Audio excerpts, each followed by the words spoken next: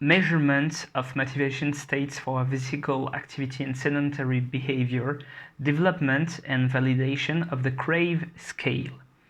Donc ça c'est enfin là déjà c'est une revue informelle d'études, hein, comme d'habitude, mais là je trouve que c'est une étude extrêmement intéressante, mais enfin dans ce qu'elle apporte, mais malheureusement bah, ils ont malgré, parce que c'est une somme, une compilation d'une semble, je sais plus si c'est 4 ou 5 études différentes, c'est-à-dire qu'en fait en gros ils ont développé un modèle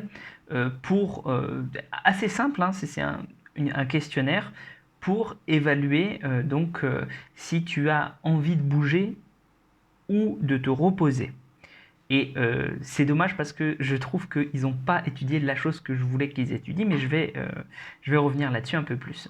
C'est-à-dire que, en gros, moi, je trouve ça très intéressant qu'ils aient développé ce questionnaire-là, et surtout qu'ils l'aient évalué et testé sur le terrain, avec notamment ces 5 études. Donc ils ont pris par exemple la première fois ils ont pris des gens et puis ils ont regardé si véritablement l'échelle elle tenait debout par rapport à tout ce qui se passe. Est-ce que par exemple les gens qui répondaient qu'ils avaient envie de bouger, ils avaient pas aussi envie de se reposer en même temps. Tu vois que l'échelle est un sens, quoi. Donc, l'étude numéro 1, c'était à propos de ça.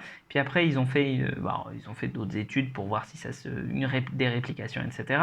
Et surtout, ils ont suivi des gens sur 2 ans, ils leur ont appliqué cette échelle-là, ils ont regardé du coup ce que ça donnait, notamment par exemple par rapport s'ils faisaient de l'activité physique régulièrement. Et en fait, s'ils faisaient de l'activité physique régulièrement, contrairement à ce qu'on pourrait penser, on pourrait se dire ils ont envie de plus se reposer. Et ben non, ceux qui font de l'activité physique régulièrement, plus tu fais de l'activité physique régulièrement, plus tu as envie d'en faire spontanément. Donc ça, je trouve ça assez intéressant de voir que sur 2 ans, ça change. Et puis aussi de voir qu'en réalité, ça n'a pas été linéaire non plus. C'est-à-dire qu'en fait, il y a des gens qui avaient répondu à une période qu'ils avaient plus besoin de se reposer, et puis à d'autres, ils avaient plus besoin de bouger, etc. Enfin, ils avaient plus envie de ça. Et donc, je trouve ça aussi intéressant de voir que c'est peut-être pas quelque chose d'inné, l'envie de bouger ou de pas bouger, mais qui est plutôt influencé par ton environnement. Donc ça, c'est cool. Ils ont regardé donc du coup sur 2 ans, machin, etc. En revanche, bon, on aurait pu s'en douter, si jamais on vient d'avoir il y a eu 2 autres études, donc du coup une sur des gens qui ont pris ce questionnaire juste après avoir subi un cours de 50 minutes, donc où ils ne pouvaient pas bouger, et où ils devaient juste écouter, ils avaient plus envie du coup d'aller bouger, et puis ceux qui ont fait ça juste après un effort intense, ils avaient plus envie de se reposer, ce qui semble normal. Et puis voilà, dans l'ensemble, c'est à peu près ça qui a été trouvé. Ce que les chercheurs disent aussi dans leur discussion générale, c'est que en gros, il semblerait que le modèle ne soit pas exempt de failles, hein. Il y a des choses machin comment dire, à peaufiner, puis à bien prendre en compte. Quelquefois, on peut ni avoir envie de bouger, ni avoir envie de se reposer. Par exemple, si on fait de la méditation ou des choses comme ça, mais on pourrait aussi avoir d'autres choses qui jouent là-dessus.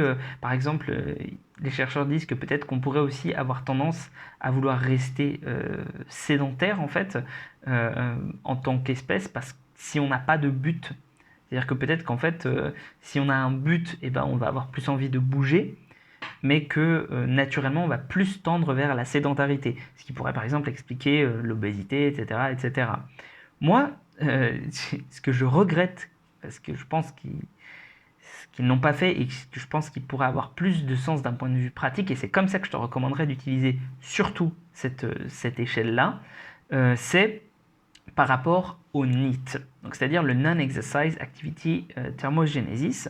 Donc on sait que quand on est en sèche, dur, on n'a plus envie de bouger, on n'a plus du tout envie, on a juste envie de se reposer parce qu'on est en déficit d'énergie. Et à l'inverse, quand on est en prise de masse, là on a plein d'énergie, on peut faire plein de choses. Les gens le savent intuitivement. Mais ce que je trouve intéressant, c'est que par exemple si tu es un coach et que, enfin, les gens le savent intuitivement, pardon, hein, c'est quelque chose qu'on a découvert assez intuitivement, enfin voilà, toute personne qui a fait une sèche suffisamment intense et une prise de masse suffisamment intense le sait. Bref, ce que je veux dire, c'est que si tu es coach, et par exemple que tu dois coacher des clients, eh bien ça peut être intéressant de leur faire prendre ce type de questionnaire-là, parce que comme ça, tu pourras savoir, ajuster en fonction, voir si, bah, par exemple, tu couples ça avec tu sais, tu leur fais, voilà, combien tu prends de calories par jour, et tu couples ça avec ce questionnaire-là, et tu peux voir, par exemple, la volonté de base de tes clients de bouger ou pas. Et ça peut t'indiquer bah, à quel point ils font de l'activité physique spontanée par jour. Ça peut aussi, eux, leur donner un indicateur. S'ils ont juste envie de se reposer, bah, peut-être qu'ils pourront prendre conscience en fait que ils doivent au contraire se forcer un petit peu plus à bouger, etc. etc.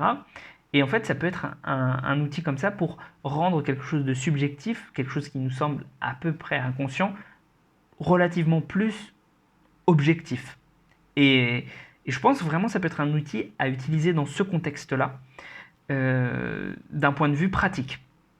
Donc voilà, je te recommande d'aller faire un tour sur le site lié à l'étude parce qu'elle est en libre accès et qu'en plus, il y a en document complémentaire, du coup, l'échelle à télécharger. Donc voilà, comme ça, tu peux facilement la voir et facilement faire les tests avec tes clients. Alors, il faudra la retraduire en français, mais elle n'est pas très compliquée hein, à traduire.